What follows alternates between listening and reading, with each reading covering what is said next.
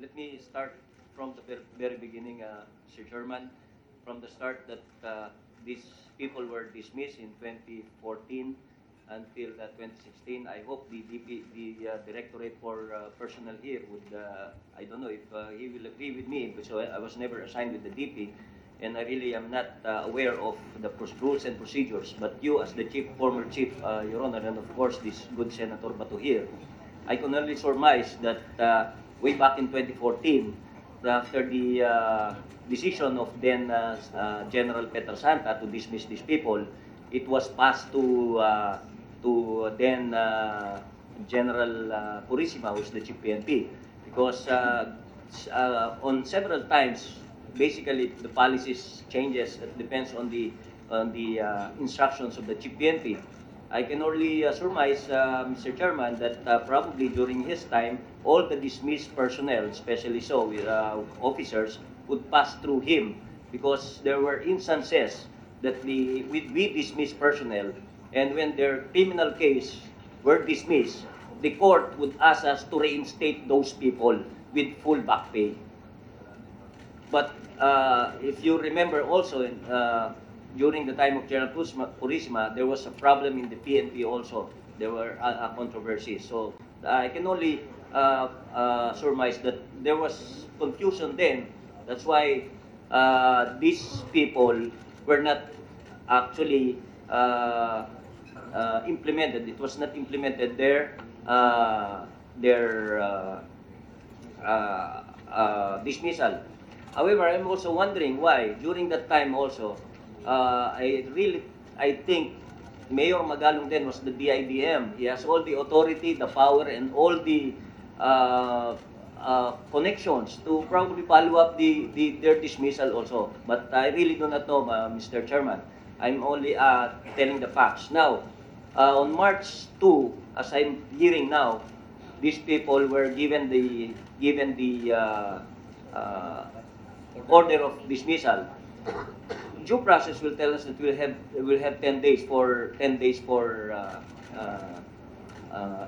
So they filed within the reglementary period, and I suppose that it was considered partially until it came to General Aaron Aquino. Yes, I asked for the status, only the status. I could not possibly influence an RD or an upper class, Mr. Chairman. I'm just the RD and OIC, acting RD of NCRPO then. Of course, I would ask them because people, their relatives, would also be asking me the fate of their father, the fate of these policemen. It's because I was a former acting provincial director of, it's but normal that families will go to their former boss who would ask for the status of these people, but never in one time that I asked for any favor. I was asking for the status. That is the very reason why General Aaron here ordered for the review of the case, which is, I think, normal in the process of the Philippine National Police, Your Honor. And again, I don't know what happened after that. General Corpus made his decision October 2017. I'm still the RD of NCRPO then, Your Honor. I became the chief on April 19, 2018 only. So I could not have influenced any of the decision of these people. Now, let me go to what we're doing. Excuse me. Please, Your Honor. Did you call General Aquino At one time, I'm sure, yes, sir. Yes, on sir. the matter of your men? Yes, the status. On the matter of the yes, pending status. decision Yes, that sir. is on his desk? Yes, sir. Good. Status. Yes, sir. Now, are you classmates with General Corpus? Yes, sir. So you belong to the same class. Yes, sir. And it is just surprising to us here why General Corpus on his own would suddenly demote and amend the dismissal order of a high-ranking general before him. Well, Your Honor, that will be, General Corpus was also assigned in Region 3. He was also assigned in Region 3. That nothing to do with it. He was probably know these people also. because he was also assigned in Region 3. May I just continue on, Mr. No, Chairman? let me just correct. Let me just, I'm trying to lean over backwards because I don't want you guys to get hurt. But I don't want the people to get more hurt by allowing people to be selling drugs that have been confiscated. Matagal lang pinag-uusapan yan. Yes. So, ang sinasabi ko lang, bakit bigla na lang madi-demote? Ang sinasabi mo, kilala niya itong mga tao ito. That is not a ground for demotion. The only ground for demotion is if there is justification for it. And yet, the courts say, hausaw itong ginawa ito.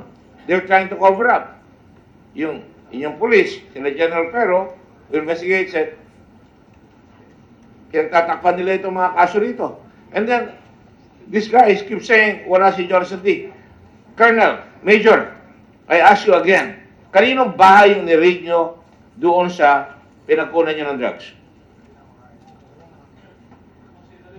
Kanino? Please use the microphone and speak closer to the microphone. Sir, considering that our criminal cases are under review by... No. May I invoke my right to remain silent? You may not, because you've been answering questions here kanina pa. You may not. Whose house did you raid? Kay Dingwen Kun po. I just called up that house. Johnson D. has been staying there since 2018, up to 2018. In other words, when you conducted the raid, that house belonged to Johnson D. But what we arrested, sir, is Dingwen Kun. No. During our operation. He was That the is what one- you're saying. Hindi ko tinatanong yan. D1, whoever that guy is, was a patsy. We all know that. I'm not trying to conclude.